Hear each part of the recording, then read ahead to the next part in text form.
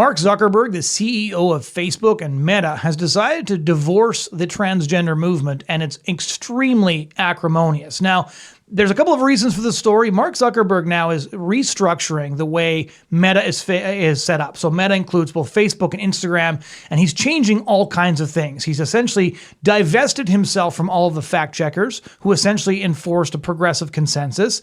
But most specifically, he is removing the transgender gatekeepers from these platforms. Now, this may seem like kind of a small story because there's some really humorous things that happened over the weekend. The New York Times reported that Meta removed the tampon dispensers from the male bathrooms at their headquarters. So for those of you who didn't know they had tampon dispensers in the male bathrooms at Meta, they did, and now they don't. And then Mark Zuckerberg also removed the transgender and non-binary themes from Meta's messengers. Some of you may remember like the little pregnant man emojis and stuff like that. Apparently, Zuckerberg is done with all of that. And what's really interesting about that to me is so many major influencers, major corporate figures, major politicians over the last 5 to 10 years have claimed to believe all kinds of crazy stuff. And now, as it turns out, as we see the kind of tide of transgender activism slowly starting to recede, it turns out most of them didn't actually believe any of this at all. And that they were just being forced by the transgender movement to abide by the new reigning ideology. And the transgender movement captured the institutions of big tech in particular almost overnight. And the cultural power this gave them was extraordinary. And now that they're losing this power, they're fighting back desperately. So just to give you a bit of context for Mark Zuckerberg's move at Meta, let me give an example of what took place when Elon Musk bought Twitter, renamed it X, and then removed a lot of the major content restrictions. Because basically Meta and Twitter were setting the terms for the debate. They were enforcing transgender ideology, and that meant that the way we could discuss the issue, it was incredibly narrow, and it was essentially limited to terminology pre-approved by the transgender movement. So on Twitter, pre-Elon Musk, for example, referring to a trans-identifying male as a male, so that would mean like referring to Bruce Jenner as a he, that could get you permanently banned from the platform. And lots of major accounts were banned from Twitter, essentially evicted from the digital public square, simply for telling the truth about a trans-identifying person like Bruce Jenner. Same thing for so-called dead naming. And just to kind of give you an easy example for what dead naming is, it means referring to a trans-identifying person by their original name. So calling Bruce Jenner Bruce rather than Caitlyn, which is his transgender alter ego name. That would also get you evicted and permanently banned from this platform. Now, the terms set by social media basically ensured that those of us who disagree fundamentally with the premises of gender ideology could not tell the truth without being removed from the debate. And it's clear that the cultural impact that this had was huge. And let me give you one particularly potent example. So when Elon Musk purchased Twitter, he eliminated many of the free speech rules, or I should say the restrictive speech rules, and restored the accounts of many influencers who had been banned for misgendering or dead naming. And the ripple effect was almost immediate. So J.K. Rowling, the famous Harry Potter author, who's now most well known for fighting transgender ideology, using her X account as the primary platform to do so, she has been using her platform to launch a pretty much incessant rhetorical war against transgender ideology. And this has had a devastating effect because suddenly previously silenced voices could get their message out to millions. And this even had political effects. So let me cite one example that I wrote about at the time.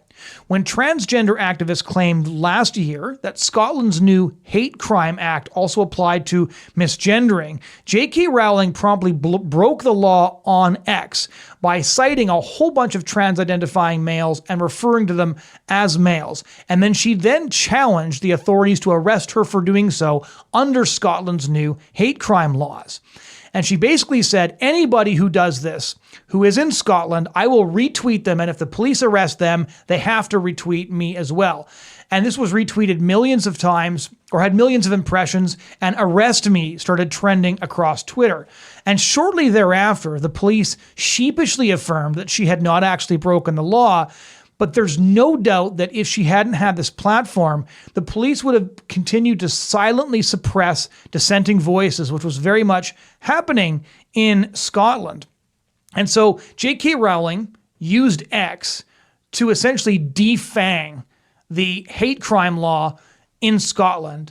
This would have been impossible on pre-Musk Twitter, and it means that having the ability to speak to a large audience and to speak the truth to a large audience allows us to actually change the culture and allows us actually to defend dissenters who may not have a large voice. Now, Zuckerberg, the CEO of Meta, is doing the same thing. Besides, as I mentioned, eliminating their relationship with fact checkers, he says they want to return to their free speech roots.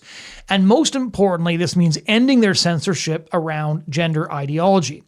And unsurprisingly, trans activists and their media allies are responding with panic because, again, the gates set up on social media is one of the ways they've policed the debate and ensured the truth about transgender ideology couldn't be told. So the headline at The Independent is a good example of the way the press is covering this. Their headline reads, quote, "Facebook lifts its restrictions on calling women property and transgender people freaks." In other words, that's what they want you to take away from the loosening of free speech restrictions on Facebook and Instagram. And they noted that the new policy includes, quote, "new clauses apparently designed to explicitly allow common anti-trans arguments, such as advocating for trans people to be banned from public bathrooms, school sports, or certain jobs." In other words, we can now actually debate legislation that is already on the books in 50 American states.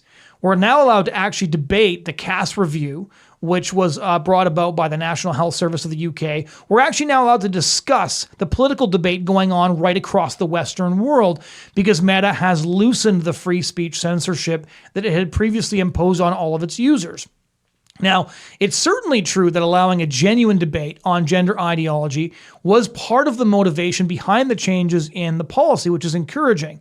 So let me look at just a couple of the new rules on Meta's website here. New rules include, quote, "People sometimes use sex or gender exclusive language when discussing access to spaces often limited by sex or gender, such as bathrooms, specific schools, specific military, law enforcement, or teaching roles, and health or support groups. Other times they call for exclusion or use insulting language in the context of discussing political or religious topics, such as when discussing transgender rights, immigration, or homosexuality. Finally, sometimes people curse at gender in the context of a romantic breakup. Our policies are designed to allow room for these types of speech." So interestingly, Zuckerberg is actually positively explaining the kinds of offensive speech or perceived offensive speech is now permitted on Meta, although I really thought the cursing at gender in the context of a romantic breakup was an oddly specific thing to include in the new rules. He goes on, "We do allow content arguing for gender-based limitations of military, law enforcement, and teaching jobs. We also allow the same content based on sexual orientation when the content is based on religious beliefs." That one in particular is revealing because the fact that they're proactively permitting it now indicates that this is the kind of speech that was previously limited across Facebook and Instagram. It means that those who were arguing against LGBT ideology from the perspective of a religion were previously being restricted, which those of us who have been writing about issues like this on those platforms for years noticed a very long time ago. Now those censorships have been removed, and we'll start to see if there's still shadow banning or if a bigger reach will now be possible. Finally, they note, "We do allow allegations of mental illness or abnormality when based on gender or sexual orientation, given political and religious discourse about transgenderism and homosexuality and common non-serious usage of words like weird." So again, some of the specificities going through this very, very formal list of changes to the policy when basically Zuckerberg's like, no, you're allowed to call trans activists weird now. I've seen enough. This is going to be permitted on our platforms for sure. Again, he's the one who made that very specific inclusion and not me. Now, LGBT groups have already condemned these changes, as I noted with GLAAD, claiming that the platforms are now unsafe for users. Unsafe, their term, not mine. The reality, however, is that they're furious that they have lost control of yet another major social institution. And the evidence, once again, is that the Overton window is shifting away from gender ideology rather than towards it. And that Musk's free speech regime on X already illustrated that allowing an open debate on transgenderism puts trans activists at a major disadvantage. And the only way that they could keep a lid on the debate and enforce their premises was by ensuring that people were literally not allowed to tell the truth. They were not allowed to call trans-identifying males he. They were not allowed to use people's dead names. People were getting permanently banned from these platforms simply for noticing what was going on. They were getting banned simply for believing their own lying eyes. First, X removed those rules. Now it looks like Meta is as well. And maybe he won't. Zuckerberg, it looks like, has read the writing on the wall and acted accordingly. If he actually sticks to this, other companies will likely follow suit. If you want to know why I think he's probably going to allow for more speech, he's been going on an apology tour recently. He went on to Joe Rogan's, mainstream confessional to discuss all of the ways that he restricted free speech during COVID. But I think if you want to really see how nature is healing, removing the tampon dispensers at Meta's headquarters is probably a pretty good indication. Thanks so much for joining us on The Bridgehead today. If any of you have any stories that we should cover, please drop a comment below. If you have any vigorous disagreement or heckling you'd like to do, please drop those comments as well. You can find our content wherever you download your podcasts. And if you found this content helpful, please do share the video or like it. Thanks so much for listening.